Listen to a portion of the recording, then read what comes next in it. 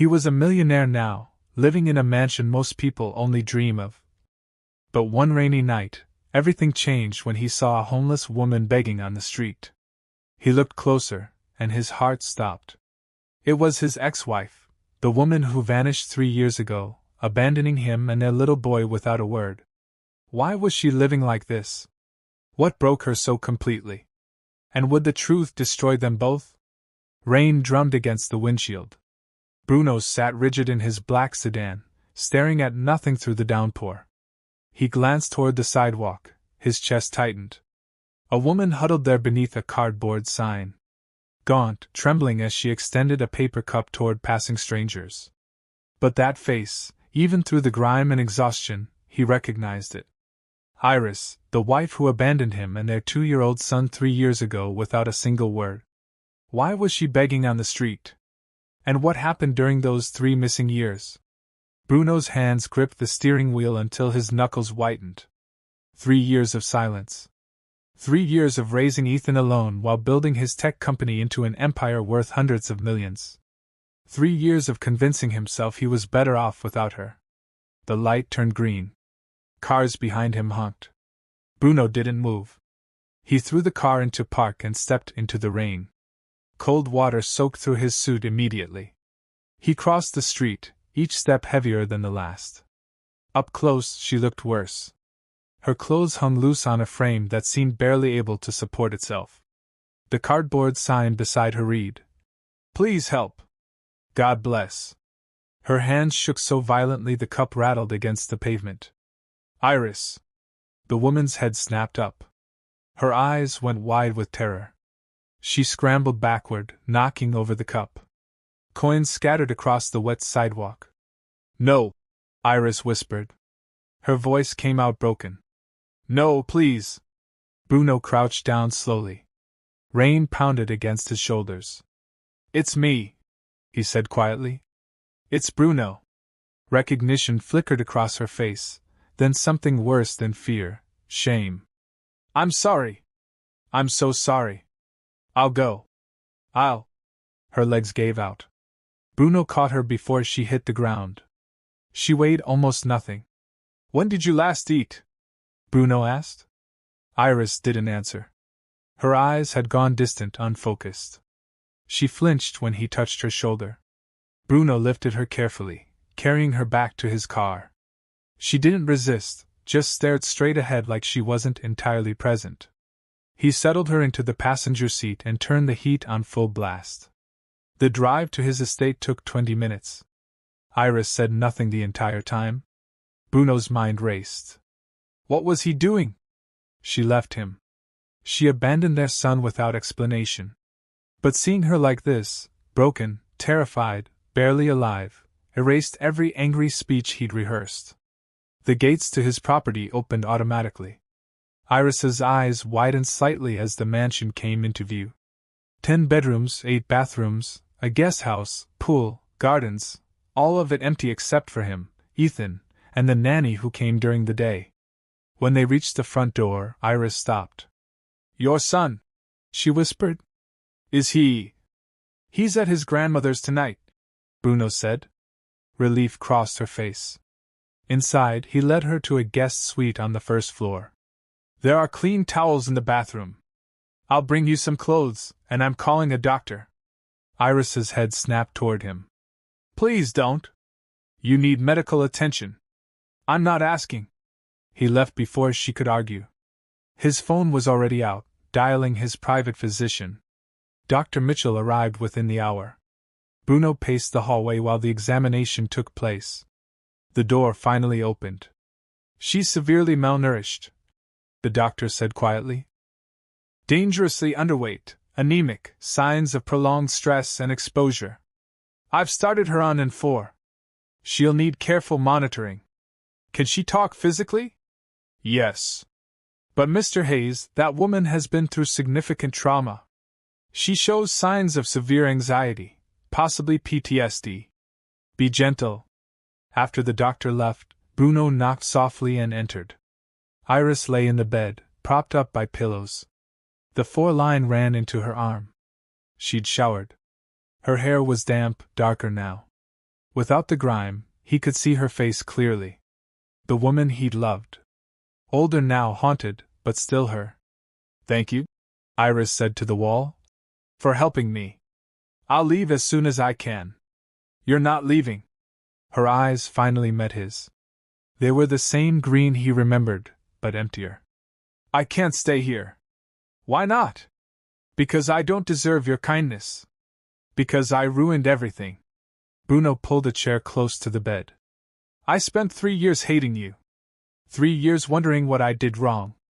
3 years trying to explain to our son why his mother didn't want him." Iris flinched. "But seeing you out there tonight, I realized something.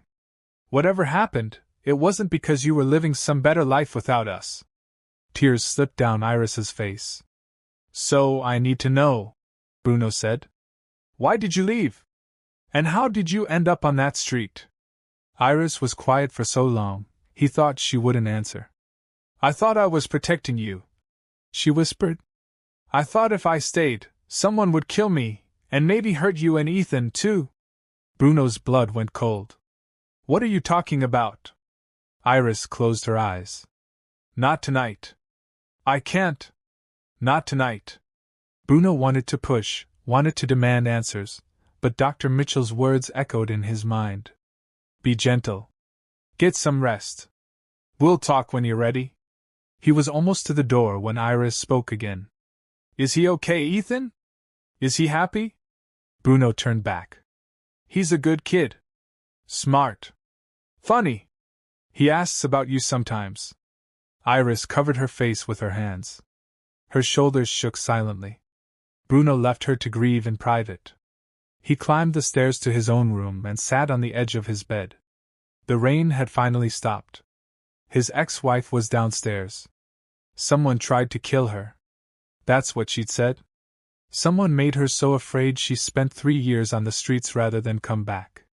He pulled out his phone and scrolled to a contact he hadn't used in years. "Richard Cross, private investigator." Bruno typed. "Need to meet. Urgent. Money is no object." The response came within minutes. "Tomorrow, 10 a.m., my office." Bruno set the phone down. Somewhere in this house, his son's mother was lying awake, terrified of shadows he couldn't see yet. But he would.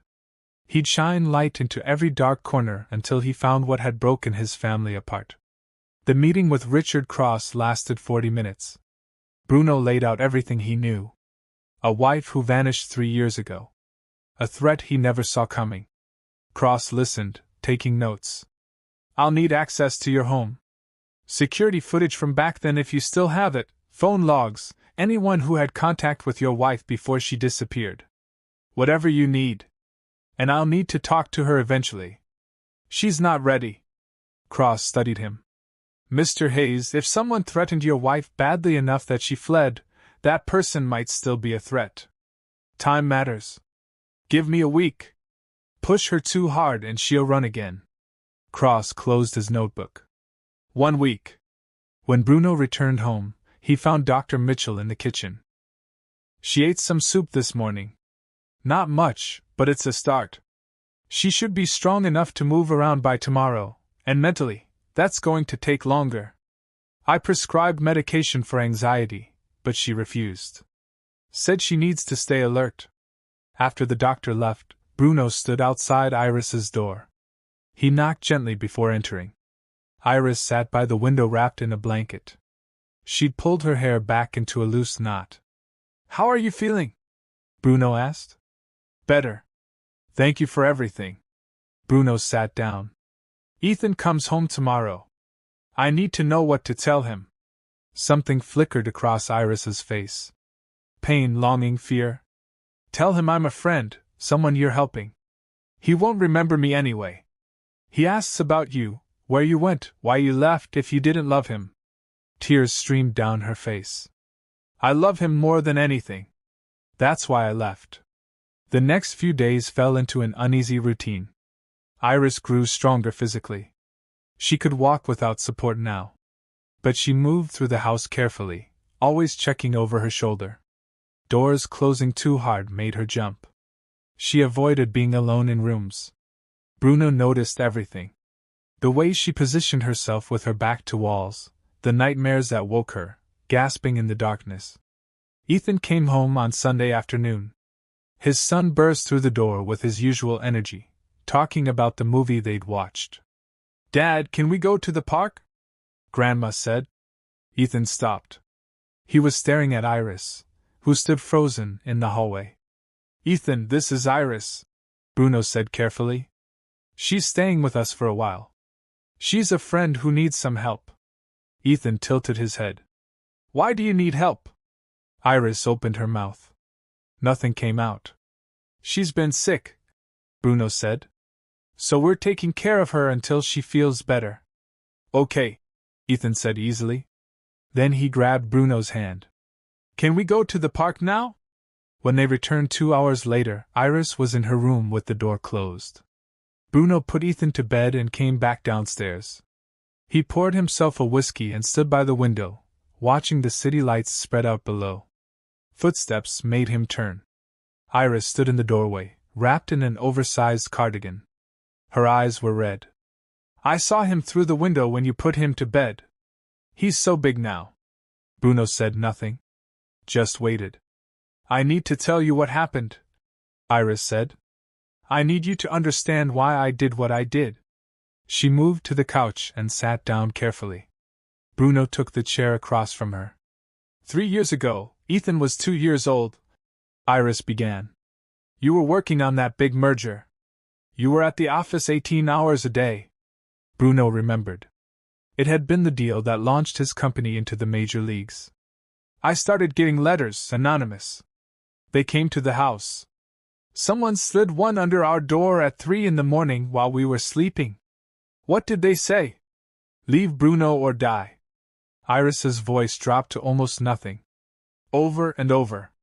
Different threats, but always the same message. Bruno's blood went cold. "I thought it was a prank at first, but then I started noticing things. Someone following me. A car parked outside our house at odd hours. Footsteps behind me when I walked in the neighborhood. Why didn't you tell me?" "I tried. Remember that night I said we needed to talk? You got a call from your partner. You left. It was 2 in the morning before you came home, and I was already asleep." Bruno did remember vaguely. He thought it was something small. "Then one night I woke up and the bedroom window was open. I know I locked it, but it was wide open. And there were muddy footprints on the windowsill. Jesus. I was terrified. But you were in New York for the week. I told myself I was being irrational. Hormones. Paranoia." She wiped her face. "Then it happened. I was crossing the street near our house. Daytime, bright sun. I looked both ways, and a car came out of nowhere. It aimed right at me, Bruno. It didn't swerve, didn't brake. It hit me and drove away." Bruno's hands gripped the armrests. "The accident. You told me it was a hit and run." "It was, but it wasn't an accident. Someone was trying to kill me. I almost lost Ethan that night. The doctor said it was a miracle he survived." She looked up at Bruno with hollow eyes. "After that, I couldn't think straight. I was so afraid all the time. I kept thinking about who could hate me enough to do this.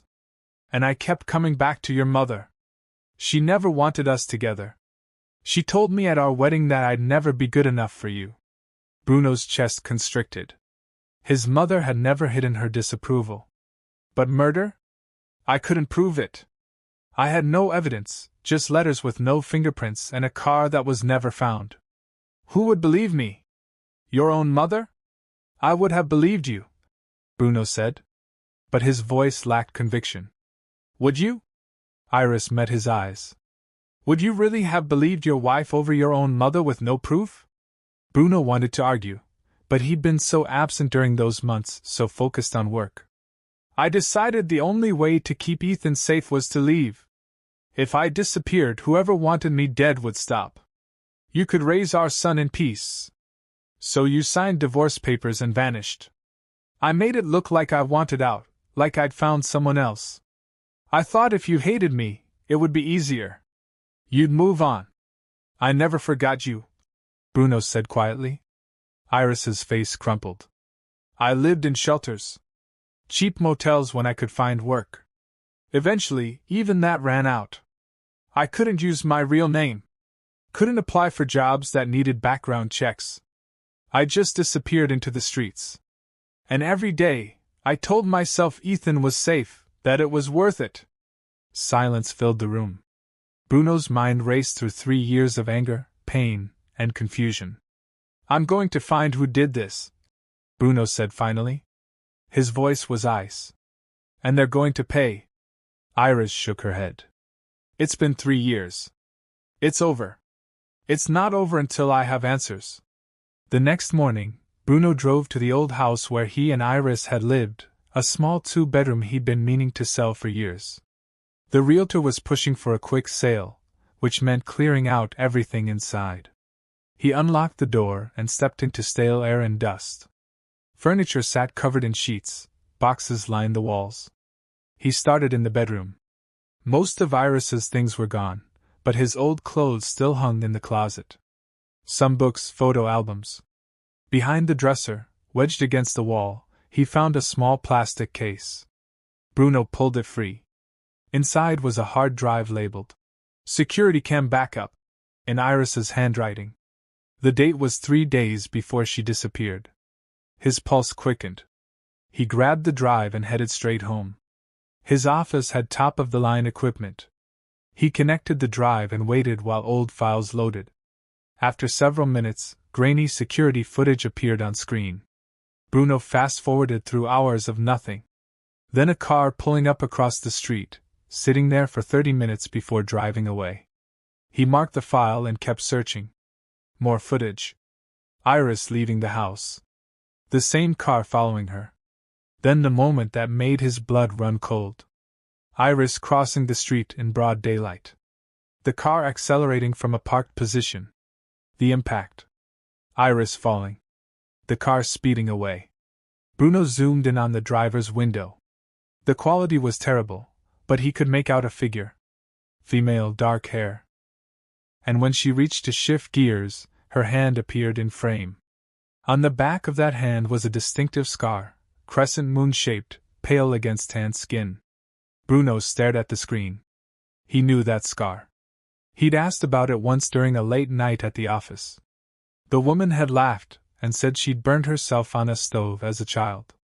Kelly, his secretary, his trusted right hand for 5 years, the person who'd been by his side through every major deal, who brought him coffee exactly how he liked it, who'd comforted him after Iris left.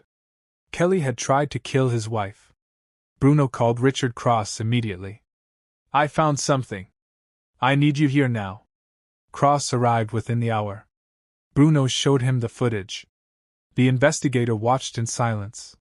That's your secretary, Cross said finally. Kelly Mitchell. Yes. We need to be smart about this. If she did this 3 years ago, she might try again now that your ex-wife is back. We should set a trap. Bruno's mind was already working. She doesn't know I found the footage. As far as Kelly knows, Iris is just some homeless woman I'm helping. Does Kelly know who Iris really is? I haven't told her, but she might have seen her. Then we make sure she does. We let Kelly know exactly who's staying with you. And we watch what she does next. The plan came together quickly.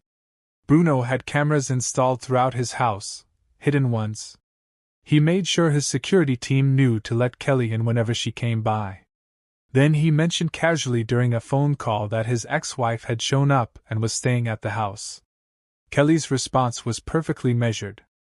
That's very generous of you, Bruno. I'm sure it must be difficult having her back after everything. It's complicated, but she's Ethan's mother. I couldn't just leave her on the street. Of course not. You're a good man. 2 days later, Kelly showed up with a basket of food. Homemade soup, fresh bread, tea. Bruno answered the door. Kelly smiled warmly. I thought you and your ex-wife might appreciate a home-cooked meal. I can't imagine how stressful this must be. That's thoughtful. Come in. I'll let Iris know you're here. He led Kelly to the living room and went to get Iris. In the bedroom, he found his ex-wife sitting on the bed. "Kelly's here. She brought food. I need you to come downstairs and act normal." Iris's face went white. "Your secretary." "What?" "Please trust me. I'll be right there the whole time." They returned to the living room together. Kelly stood by the window but turned when they entered. Her smile didn't waver, but something flickered in her eyes when she saw Iris up close. "It's nice to meet you. Bruno's told me so much about you over the years." "Thank you for the food," Iris said softly. Kelly set the basket on the coffee table. "I made tea as well. It's a special blend. Very calming. I thought you might need something soothing." She pulled out a thermos and 3 cups. Poured tea into each one. "This one's yours," she said, handing a cup to Iris. "I added honey. Bruno mentioned you have a sweet tooth." Bruno watched Kelly's movements carefully. Her back had been turned while she poured, long enough to add something no one would see. Iris reached for the cup. Kelly's smile widened. "Actually," Bruno said, stepping forward, "why don't we switch? I could use something calming myself." He took the cup from Iris and handed it to Kelly. "You drink this one. Iris, you take Kelly's cup." Kelly's smile froze. "Oh, that's not necessary. I insist." "Drink it." Kelly stared at him. The mask finally slipped. Her expression went cold. "You know. I found the security footage. I know you tried to kill her. I know you drove that car. And I know you just tried to poison her." Kelly's expression hardened. For a moment, Bruno thought she might run, but instead she laughed, a bitter, brittle sound. "Poison? That's dramatic. Just sleeping pills. Enough to make her sick." "Why?" Bruno's voice shook with rage. "Why did you do this?" Kelly turned to him. Her eyes were bright with something manic. "Because I love you. I've loved you since the day I started working for you. You were everything I wanted, smart, ambitious, driven. We were perfect together. And then there was her." She spat the word at Iris. "She was nothing. A freelance artist with no ambition. She was holding you back, making you soft. I knew if I could just get rid of her, you'd see that. You'd see me. So you terrorized her. You tried to kill her and our unborn child. I wanted her gone. I didn't care how. I sent the letters. I followed her. I broke into your house. And when none of that worked, I borrowed my brother's car and waited for the right moment. I would have finished it too, if she hadn't run away." "Why didn't you look for her?" Kelly shrugged. "I thought she left you for another man. The divorce papers made that clear enough. I was thrilled. You were heartbroken, yes, but you were also free. I stayed close, comforted you, waited for you to realize we belonged together." She looked at Iris with pure hatred. "And now she's back, ruining everything again. I couldn't let that happen." The front door burst open. Richard Cross entered with 2 police officers. They'd heard everything through the hidden microphones. Kelly didn't resist when they cuffed her. As they led her away, she looked back at Bruno one last time. "I did it for us. You'll see. Eventually you'll understand." Then she was gone. Iris collapsed onto the couch. Her whole body shook. Bruno sat beside her, but she pulled away. "It was real," Iris whispered. "It was all real. Someone really did want to kill me. I know. I'm sorry. I'm so sorry I didn't see it." Dr. Mitchell arrived 30 minutes later. He gave Iris a sedative to help her sleep. When she finally went still, Bruno stood in the hallway with the doctor. "She's not okay." "No," Dr. Mitchell agreed. "She's not, and she won't be for a long time. That woman needs serious therapy, trauma counseling. She can stay here. I'll make sure she gets whatever help she needs." That night, Bruno sat alone in his office. Iris was sedated in her room. Ethan was asleep upstairs, unaware of the chaos swirling around him. He'd found the truth. He'd caught the person responsible. He'd done everything right. So why did it feel like he'd lost anyway? The next morning, Bruno and Iris sat across from each other at the breakfast table. Mather had slept well. Ethan was at school. Kelly's in custody, Bruno said. She confessed to everything. She'll go to prison for a long time. Iris nodded. She looked numb. You're safe now. The threat is over. Can what? Iris interrupted. Go back to normal? Pretend the last 3 years didn't happen? Pretend I didn't abandon my son? You were protecting him. I was running away. I was so afraid I couldn't think straight. And now I'm back, and I don't know how to be here. I don't know how to be his mother. Bruno reached across the table. Iris didn't pull away, but she didn't take his hand either. We'll figure it out together. As what? We're not married anymore. We're not even really friends. We're just two broken people who used to love each other. Maybe that's enough. Maybe we start there. They agreed on a fragile arrangement. Iris would stay in the guest house, separate from the main residence, but still on the property. She'd see Ethan regularly, but not force a relationship. Bruno would make sure she had everything she needed: therapy, medical care, time to heal. They'd be co-parents, nothing more. But as Bruno watched Iris walk toward the guest house that evening, her shoulders hunched against the weight of everything she'd survived, he felt something crack inside his chest. She was here. She was safe.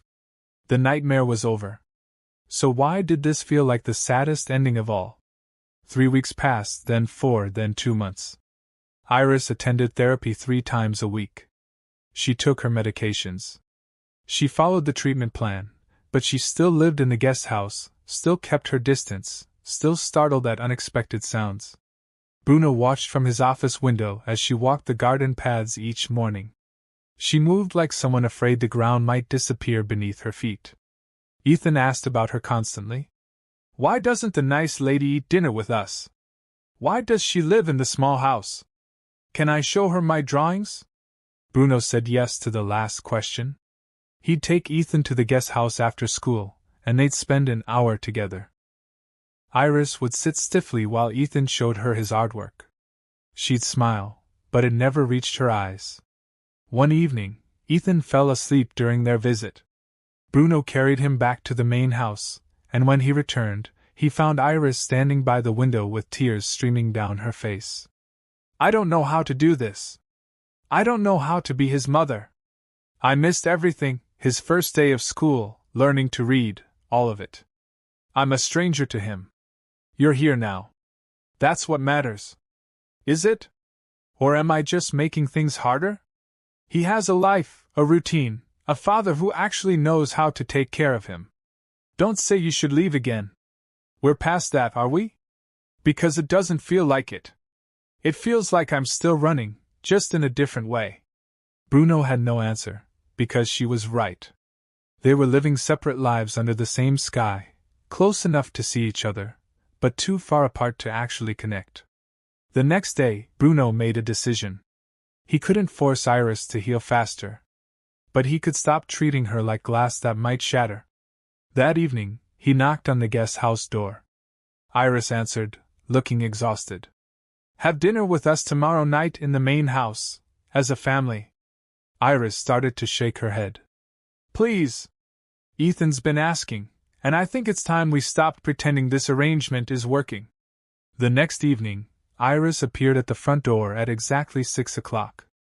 She wore a simple dress Bruno remembered from years ago. Ethan lit up when he saw her. You're eating with us. They sat at the dining table together. Bruno had cooked, nothing fancy, just pasta and salad, but it felt monumental. The 3 of them in the same space, sharing a meal. Ethan chattered through dinner about his day at school. Iris listened. Actually smiled a few times, real smiles that reached her eyes. Bruno felt something shift in his chest. After dinner, Ethan asked if Iris wanted to see his room. She looked at Bruno, uncertain. Go ahead. He watched them disappear upstairs. Heard Ethan's excited voice explaining his toy collection. For the first time in months, the house felt like a home. They made it a routine, dinner together twice a week, then 3 times, then most nights. Iris slowly became part of their daily life. She helped Ethan with homework, read him stories before bed, started painting again, small pieces at first, then larger canvases. Bruno found himself looking for excuses to talk to her, asking her opinion on business decisions, discussing Ethan's progress at school. Just being in the same room felt easier than it had in years. One night after Ethan went to bed, they sat in the living room with coffee. Rain drummed against the windows, the first real storm since the night Bruno found her. "I talked to my lawyer today about custody. I want to make it official that I'm Ethan's mother, that I have rights." Bruno set down his cup. "Of course. I'll have my lawyer draw up whatever you need. Thank you for everything. For not giving up on me, even when I gave up on myself. I never gave up. I was angry, hurt, but I never stopped." He caught himself. "Never stopped what? Loving her? Missing her? Hoping she'd come back?" Iris looked up. Something in her expression made his breath catch. "Never stopped what?" Before Bruno could answer, a crack of thunder shook the house. Iris jumped violently, coffee spilling across the table.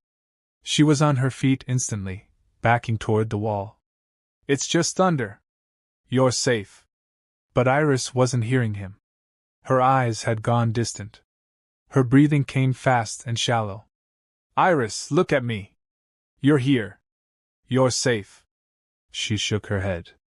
Tears streamed down her face. "I can't do this. I thought I could, but I can't." Another crash of thunder. Iris bolted for the door. "Iris, wait!" But she was already running out the front door into the storm. No coat, no shoes. Bruno grabbed his jacket and went after her. Rain hit him like a wall. He could barely see through the downpour, but he spotted her heading toward the garden, toward the gate that led to the street. "Iris, stop!" She stumbled near the fountain. Bruno caught up and grabbed her arm. She spun on him, eyes wild with panic. "Let me go! I have to go! I'm going to hurt you! I'm going to hurt Ethan! I ruin everything!" "That's not true," Bruno said firmly, holding her shoulders. "Look at me. That's not true." "Yes, it is. I left him. I abandoned my baby. What kind of mother does that? A terrified one. A person who thought she was protecting the people she loved. You made the wrong choice, but you made it out of love. It doesn't matter. The damage is done." Bruno pulled her closer. She collapsed against him. "You don't have to fix it alone. You never did. That was the mistake we both made. You thought you had to handle everything yourself, and I was too blind to see you were drowning." Iris's hands clutched his jacket. "I'm so tired, Bruno. I'm so tired of being afraid, of feeling broken. Then stop trying to be normal. Normal is overrated. Just try to be here, present. That's enough." They stood in the rain for a long time. Eventually, Iris's breathing steadied. She pulled back slightly, looking up at him with red, swollen eyes. "I never stopped loving you. Through everything, through all the fear and pain and years of running. I never stopped." A muscle worked in Bruno's jaw. "I never stopped either. I tried. God knows I tried, but I couldn't. What do we do now? We start over. Not where we were, where we are. Two broken people who love each other, trying to figure out how to be a family again." Iris touched his face with trembling fingers. "I don't know if I can be what you need. You're already what I need. You're here. You're trying. That's everything." He kissed her then, soft and careful, like something precious he'd thought lost forever. She kissed him back with years of longing and regret and hope all tangled together. When they finally went back inside, soaking wet and exhausted, they found Ethan sitting on the stairs in his pajamas. "Why are you wet?" Iris knelt in front of him. "I had a bad dream. Your dad helped me feel better." Ethan wrapped his small arms around her neck. "I have bad dreams too sometimes. Dad says hugs help." Iris held him tight, crying silently into his shoulder. Bruno watched his family piece itself back together, one moment at a time. The healing wasn't instant. There were setbacks, more nightmares, more moments of panic. But they faced them together now. Iris moved into the main house a month later. She took the bedroom down the hall from Bruno's, separate but close. They went to therapy together, learned to communicate, learned to trust again. Bruno cut back his hours at work. Iris started painting seriously. They built a new normal from the ruins of the old one. 6 months after that rainy night, Bruno took Iris and Ethan to the park. It was a bright afternoon in early spring. Flowers bloomed everywhere. Ethan ran ahead to the playground. Bruno stopped by a bench and turned to Iris. "I have something to ask you." Iris looked at him curiously. "What?" Bruno pulled out a small box. Inside was a simple silver band, nothing like the elaborate ring he'd given her the first time. "I'm not asking you to marry me. Not yet. You're not ready, and honestly, neither am I. But I want you to have this as a promise, that I choose you today, tomorrow, every day after, no matter how hard it gets." Iris's eyes filled with tears. "You don't have to answer now. Take your time." "Yes," Iris interrupted. She was smiling and crying at the same time. "Yes, I choose you too. Every day." Bruno slipped the ring onto her finger. They sat on the bench together, watching Ethan play. Not married. Not quite whole, but together. And that was enough. 3 months later, they did get married. A small ceremony in the garden with only close friends and family. Bruno's mother attended, tears in her eyes as she apologized to Iris for years of coldness.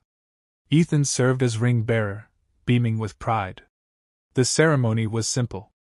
No elaborate vows or grand gestures, just 2 people promising to choose each other through the messy, complicated reality of life. Afterward, Bruno found Iris standing alone by the fountain. "Thinking about running?" Iris smiled. "No, actually, for the first time in years, I'm not thinking about running at all." She showed him a letter that had arrived that morning. Kelly's handwriting, brief, simple, an apology from prison. "Are you going to respond?" "Eventually. Not because she deserves it, but because I need to let go of the anger, for me." Bruno pulled her close. "You're stronger than you think. We're stronger together." They watched Ethan chase Bubbles across the lawn, watched their guests laugh and celebrate, watched the sun set over their new beginning. Later that night, after everyone had gone home, the 3 of them sat on the porch swing. Ethan between his parents, already half asleep. "Will you tell me the story about how you and Mom met?" Bruno and Iris looked at each other.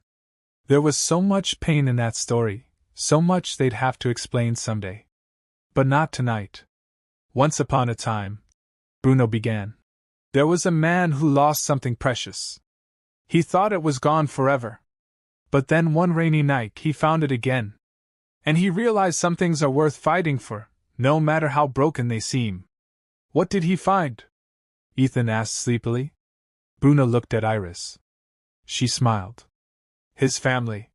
He found his family. Love isn't the absence of cracks. Love is choosing to hold the pieces together even after they've shattered. It's showing up day after day.